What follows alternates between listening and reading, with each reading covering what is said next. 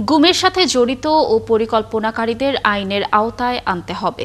এর সাথে জড়িত সামরিক ও বেসামরিক কাউকেই ছাড় দেয়া যাবে না বলে জানান বক্তারা।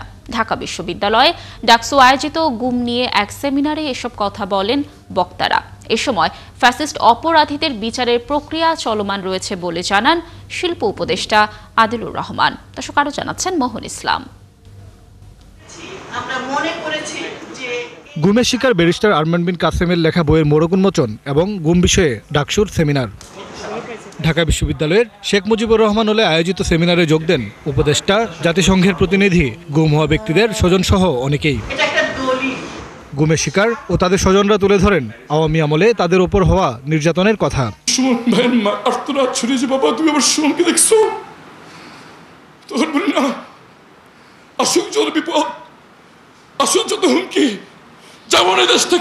ফ্যাসিস্ট হাসিনার সময়ে শুধুমাত্র বিনা ভোটে ক্ষমতায় থাকার জন্য ভিন্ন মতের ভিন্ন দলের মানুষকে কেমনভাবে হত্যা করা হয়েছে, কেমনভাবে এরকম চরম মানবাধিকার লঙ্ঘনের শিকার হতে হয়েছে।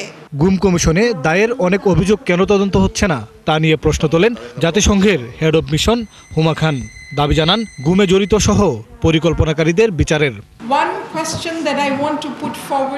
গুম কমিশনে অনেক অভিযোগ জমা হয়েছে, তার অনেকগুলো তদন্ত হচ্ছে না, তা নিয়ে প্রশ্ন তোলা উচিত। গুমে যারা জড়িত তাদের সাথে পরিকল্পনাকারীদেরও বিচারের আওতায় আনতে হবে।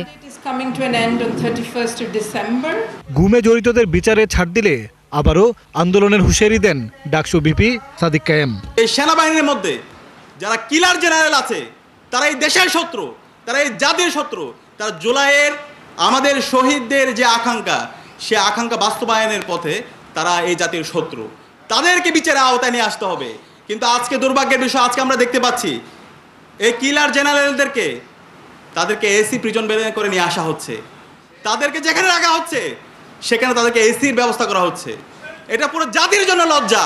অপরাধীদের বিচার চলমান আছে বলে জানান উপদেষ্টা আদিলুর রহমান। আইনের শাসন প্রতিষ্ঠার জন্য অপরাধীদের বিচারের জন্য চেষ্টা চলছে। বিচার প্রক্রিয়াও শুরু হয়েছে।